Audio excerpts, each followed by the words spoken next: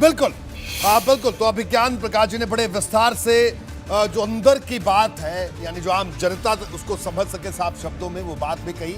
अब मैं धर्मवीर जी आपके पास आऊंगा। देखिए धर्मवीर जी, आपकी पार्टी प्रबुद्ध वर्ग सम्मेलन कर रही है, ब्राह्मणों को साधने की कोशिश हो रही है, बिल्कुल, और सीधे तौर पर आप कह भी रहे हैं, आपके नेता भी कह रहे हैं मंचों से। हमारा सवाल आज का सिर्फ इस बात से उठा कि आप लोगों ने कहा कि जातिगत आधार पर जो जनगणना है उसके आंकड़े भी जारी होने चाहिए।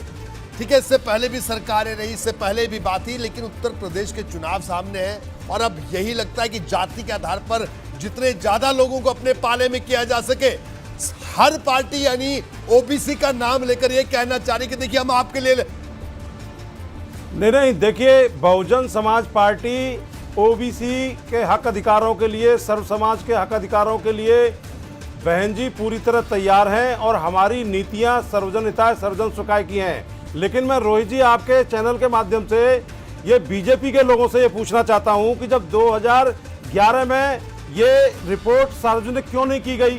अगर नहीं की गई तो अब की जाए, उसके लिए आयोग बनाया जाए जातिगत जनगणना के लिए। तो ये 1881 में पहली जनगणना हुई थी, 1931 में दूसरी हुई, अब ये सरकार क्यों भाग रही है? 3 स्टेटमेंट मैं आपको देना चाहूंगा इस संबंध में। अभी केंद्रीय गृह राज्य मंत्री नित्यानंद राय ने लोकसभा में कहा कि हम जातिगत जनगणना के खिलाफ हैं, हम नहीं होने देंगे। 24 मई 2010 को संघ के सर कार्यपालक सुरेश भैया जी ने नागपुर में एक बयान में कहा कि हम जातिगत जनगणना के विरोध में हैं। और इतना ही नहीं रोहित जी, ये जो आज की सरकार चल रही है, ये ओबीसी के हक अधिकारों को भी कुचलना चाह रही है, छीनना चाह रही है। अभी राष्ट्रपति जी ने एक आयोग का गठन किया जो ओबीसी के उपवर्गीय परीक्षण के लिए ये उसमें भी डिवाइड करना चाहते हैं, बंटवारा करना चाहते हैं। आदरणीय बहन कुमारी मायावती जी ने अपने शासन में जो क्रीमी लेयर की 1 लाख की बाध्यता थी उसको 3 लाख तक किया। ठीक है धर्मवीर जी, मैं आपको रोकूंगा। मैं यहाँ एक बात और जोड़ना चाहूंगा।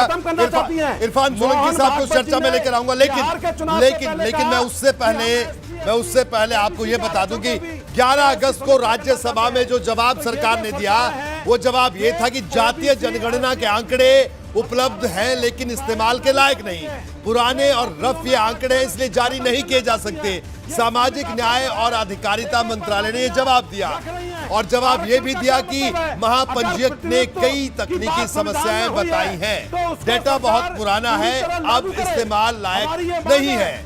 सरकार की संसद में 2 टूक के बाद जातीय जनगणना की मांग फिर तेज हुई और 2021 की जनगणना में हर जाति के पुख्ता आंकड़े जुटाने की मांग भी हो रही है।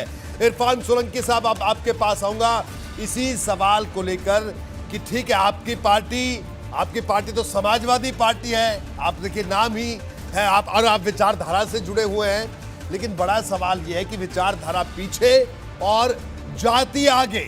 किस तरह से आपकी पार्टी पिछड़ा वर्ग सम्मेलन कर रही है पूरे प्रदेश भर में?